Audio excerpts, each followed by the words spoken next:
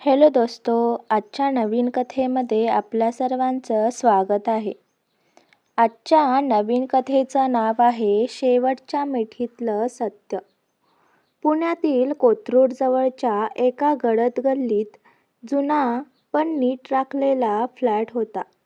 साईनाथ सधन. या फ्लॅटमध्ये नुकताच राहायला आलेला तरुण म्हणजे सिद्धार्थ देशपांडे, 30 वर्षाचा.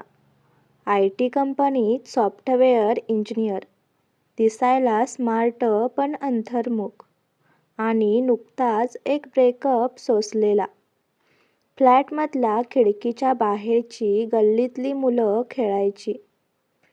आजूबाजूच्या गृहिणी गप्पा मारायच्या. पण त्याचं लक्ष गेलं ते समोरच्या बाल्कनीत उभ्या असलेल्या एका नाजूक आणि गूढ चेहऱ्याच्या तरुणीकडे. ती होती अदिती चव्हाण. 25 वर्षाची, बोलक्या डोळ्यांची, पण तिच्या प्रत्येक हास्यामागे एक हळवा गूढपणा होता. एके सकाळी अचानक दरवाजावर टकटक झाली. सिद्धार्थ दरवाजा उघडतो तर समोर तीच Aditi. Hi, I am your new opposite neighbour. माझं वायफाय बंद झालंय. थोडा वेळ हॉटस्पॉट मिळेल का? आणि त्या क्षणापासून त्यांची ओळख आणि नकळत जवळीक सुरू झाली. ते दोघं आता हळूहळू एकत्र फिरायला लागले. कधी पुण्यातलं FC रोडचं कॅफे, कधी पाटील बेकरीची मिसळ, कधी सिंहगडावरची ट्रॅक. प्रत्येक भेटीत अदिती थोडं बोलायची, पण काहीतरी लपवत असल्यासारखं वाटायचं. माझ्या आयुष्यात काही गोष्टी अनसॉल्व्ड आहेत. तू नाही समजून घेऊ शकणार, ती एकदा म्हणाली. सिद्धार्थने तिचा हात हातात घेतला. हर एक हातात एक रहस्य असतं, पण काही हात मिठीच्या वेळी सत्य सांगतात. त्यांची जवळीक आता शारीरिक स्तरावरही पोहोचली.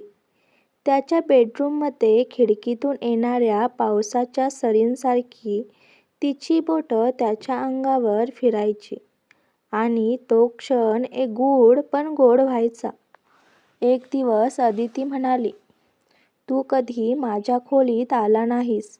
चल आज ये.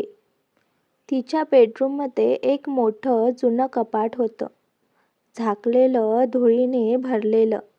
सिद्धार्थनं सहज विचारलं, हे एवढं बंद का?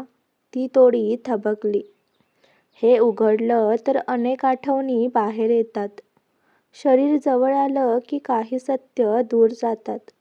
पण काही दरवाजे उघडले की प्रेमाची झाकणं निघून जातात. शब्द डबल मिनिंग होते, पण कोलीही होती. सिद्धार्थनं कपाट उघडलं. आत जुन्या फोटोंचा एक बॉक्स होता, ज्यात एक फोटो असा होता जो त्याच्या शिरातून विजेसारखा गेला. ती आणि तिचा माजी प्रियकर रोहित.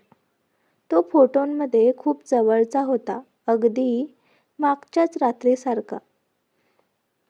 सिद्धार्थ हादरला. हा कोण? तू आजही त्याच्या आठवणी जपून ठेवतेस? अदितीने डोळे मिटले. हो, कारण मी त्याला मारलंय, ती शांत बोलली. सिद्धार्थच्या तोंडातून शब्दच निघेनात. मी त्याच्या खोट्या प्रेमाला बळी पडले. त्याचं शरीर जवळ होतं पण मन दुसरीकडे. आणि एके रात्री त्याचा शेवट मीच केला. ती अजूनही शांत होती. तू आला कारण तुला त्याच्याच जागी मी ठेवायचं ठरवलं होतं. पण माझं मन खरंच तुझ्यावर गेलं. अदिती पुढे सरकली.